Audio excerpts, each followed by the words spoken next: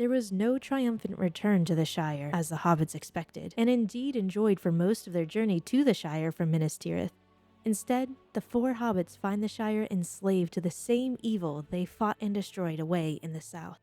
Due mainly in part to the massively popular movie adaptations that cut the second-to-last chapter, The Scouring of the Shire, completely out of the story, this long-forgotten chapter takes us back to where the whole story started, with hobbits in the land of the Shire, and tells of how Frodo, Sam, Merry, and Pippin fight for their homeland and scour it of the last remnants of evil. It all started when the hobbits and Gandalf, Galadriel, Celeborn, and a few others met a bedraggled, withered, and bitter Saruman on the road home. He spurns the kindness extended to him by Gandalf and Galadriel, and when he sees the hobbits, he taunts them, implying he knows more about the Shire than they may think, especially when it comes to the excellent Longbottom Leaf, which as Merry and Pippin know had somehow found its way to Isengard. And it will serve them right if they find things less good in the South Farthing than they'd like. And with a parting insult to the hobbits, calling them thieves, he departs with Grima, leaving the hobbits with an unsettling sense of foreboding. This sense of foreboding builds when they arrive at the gates of Bree on a chilly, rainy October evening after a short stay in Rivendell. They're met with open hostility at the gate and at the Prancing Pony Inn until they are recognized. Bree itself seems deserted and the Prancing Pony is noticeably vacant. Clearly Bree had hit upon some hard times. When they left Bree early in the morning, a parting warning from Barleyman haunts them. Curious and not the least bit apprehensive, the hobbits wonder what Barleyman could be hinting at as they ride. Sam guesses it has something to do with what he saw in Galadriel's mirror, with trees cut down and all, and his old gaffer turned out of his hole on Bagshot Row. When Gandalf leaves them to visit Tom Bombadil, he gives them a little reassurance. He tells them they must settle the Shire's affairs themselves, for this is what they have been trained for. His time is over, and the hobbits are all grown now, grown great indeed, and will need no help. Now the original fellowship that started out together about a year ago remained to face the mounting troubles they could only imagine awaited them in the Shire. When the 4 travelers finally arrive at the Brandywine Bridge, their sense of foreboding takes on a new form, frustration. Right from the start, they are told at every turn about a new, ridiculous rule.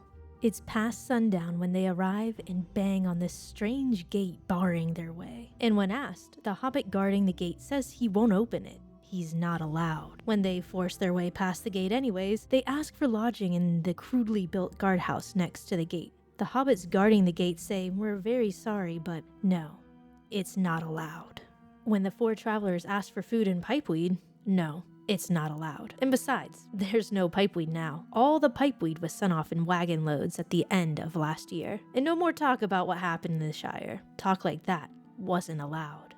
The next day, they set off again for Bag End. But at the village of Frogmorton, a barrier in the road with a group of sheriffs behind it blocked their way. They are informed by the sheriffs that they are under arrest for gate breaking, and tearing up of rules, and assaulting gatekeepers, and trespassing, and sleeping in Shire buildings without leave, and bribing guards with food. Then they are told that they are to come along quietly to Bywater, where the chief's men will handle their case, and they best keep their mouths shut if they don't want a longer stay in the lockholes. To the discomfiture of the sheriffs, Frodo and his companions all roar with laughter. Frodo informs the sheriffs that he'll go where he pleases, and that the sheriffs can join them if they wish. At this point, the 4 travelers, jaded from their experience fighting the worst evil of 2 ages, are not threatened or even emotional about the state of the Shire. It all seems so silly to them that each new rule and run-in with other hobbits only adds to their disbelief. One of the sheriffs turns out to be a friend of Sam's, and from him they learn that all the inns are closed, beer is not allowed, and most likely hoarded for the boss's men. No one is allowed to go about the Shire unless they explain their business at each sheriff's house. The mayor was the first hobbit to get locked up. Any hobbit who puts up any form of resistance is dragged off too. There are hundreds of sheriffs across the Shire, and ever more are pressed into service to enforce all the chief's rules, and no one is allowed to use the quick post mail service, except for the chief's men. The sheriffs aren't even allowed to quit sheriffing.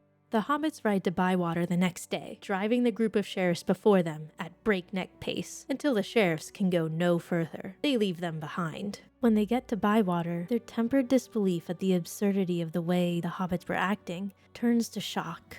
The devastation of the Shire went beyond the building of ugly, dirty houses or new oppressive rules, but to ruin and waste. Many of the houses that they had known were missing. Some seemed to have been burned down. The pleasant row of old hobbit holes in the bank on the north side of the wide pool at Bywater were deserted, and their little gardens that used to run down bright to the water's edge were rank with weeds. Worse, there was a whole line of the ugly new houses all along poolside where the Hobbiton Road ran close to the bank. An avenue of trees had stood there. They were all gone, and in the distance towards Bag End, a tall brick chimney spewed black smoke in the evening air. The bright, lush, homey Shire they had left now looked more like the evil places they had conquered, like Isengard or Mordor.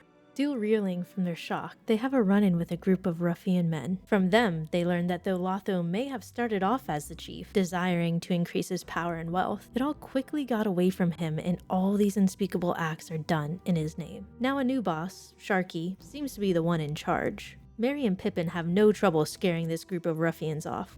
The cowing of the hobbits, the devastation of the Shire, and the wanton felling of trees left to rot where they fell demanded more action than a simple parley at Bag End with Lotho, or Sharkey, whoever he may be.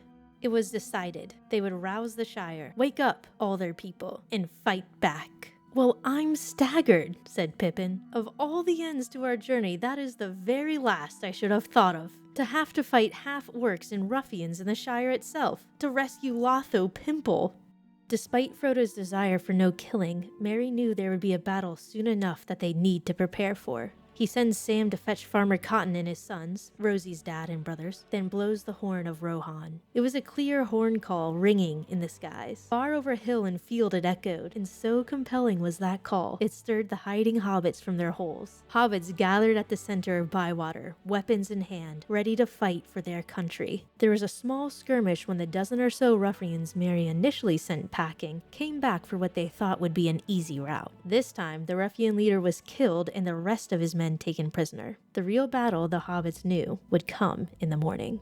During the small nighttime reprieve, Farmer Cotton filled in the four hobbits on all the happenings of the Shire since they left. He told how Lotho rose to power, buying up as much property as possible and sending all it produced off south. How he lost control of the wicked men he brought to help his conquest, and is virtually now a prisoner with the gangs of ruffians burning and stealing and doing all kinds of awful deeds in his name. How finally a big boss, Sharkey, arrived and ordered the wanton felling of trees and the destruction of the Shire. Out of all the Shire, only the Tooks in Tooklin had successfully fended off the ruffians. Brimming with pride, Pippin rides off to rally his kinsfolk. Then finally, after what seemed like a lifetime, Sam is reunited with his gaffer. Frodo gladly informs the gaffer that Sam has served him well, and is, in fact, one of the most famous people in all the lands, and they're making songs about his deeds from here to the sea and beyond the great river. At this, Sam blushed, but he looked gratefully at Frodo, for Rosie's eyes were shining and she was smiling at him.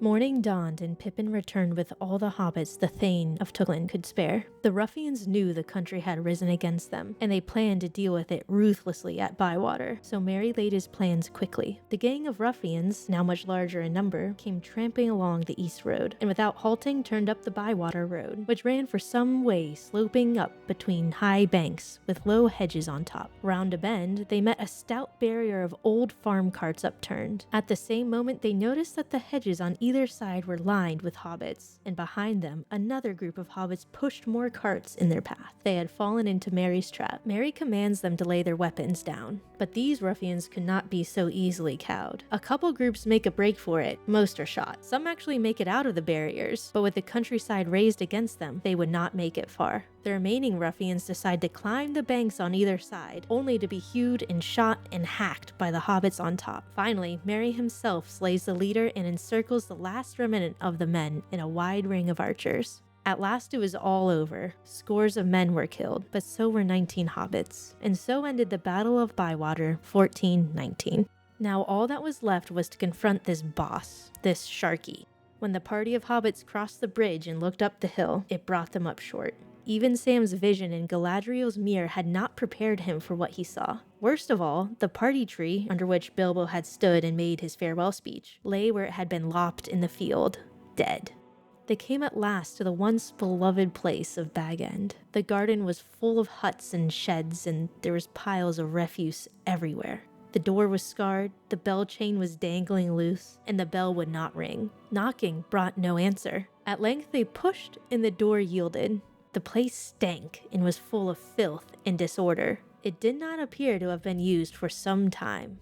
Then Saruman walks in. He was Sharkey, which is a name derived from an Orcish word meaning old man. The hobbits are indeed surprised to see him here, but should have guessed all the evil in the Shire was his doing. As it turns out, Saruman was quite capable of mischief in a mean way, as Gandalf put it, and after seeing the hobbits happy and leisurely on the road home, he decided to teach them a lesson. His home could be destroyed, but no one could touch theirs. He laughs cruelly at them for thinking they could come back to a home untouched by evil and war. And it will be pleasant for him to think of all the harm he's done in the Shire, more harm than can be undone in their lifetime. Frodo tells him to leave and never return, which he obliges. Saruman calls for Grima, who comes crawling out of a nearby hut. As they leave, Saruman tries to stab Frodo with a knife, but is foiled by Frodo's mail coat. Even then, Frodo insists no one kills them, hoping instead that Saruman finds help elsewhere. Furthermore, Frodo tells Grima that he may stay if he wishes. At this, Saruman turns to berate Wormtongue, telling the hobbits how Grima killed Lotho, and heavily implies that he also may have eaten him out of hunger. Wormtongue gets up, draws a knife, and then with a snarl like a dog, springs on Saruman's back, jerking his head back and cutting his throat. Then he turns down the road to run away. But before Frodo could recover or even speak a word, Wormtongue is shot dead by 3 hobbit arrows. To make matters worse, around the body of Saruman a gray mist gathered, and rising slowly to a great height like smoke from a fire, it loomed over the hill like a pale, shrouded figure. For a moment it wavered, looking to the west. But out of the west came a cold wind, and it bent away, and with a sigh dissolved into nothing. Frodo looked down at the body with pity and horror, for as he looked, it seemed that long years of death were suddenly revealed in it, and it shrank, and the shriveled face became rags of skin upon a hideous skull. He covered it with a dirty cloak lying nearby and turned away. And that was the very last stroke of the war. Out of all their hopes and fears, the hobbits had never expected it to have fallen at the very door of Bag End. With Saruman and his men ousted, Frodo steps in as deputy to mayor, an acting mayor, while Mayor Mr. Whitfoot recovered from his long imprisonment. All the other prisoners in the Lockholes and Mikkel Delving were released too. The number of sheriffs were reduced, and Merry and Pippin hunted down the last remnant of ruffians in the Shire.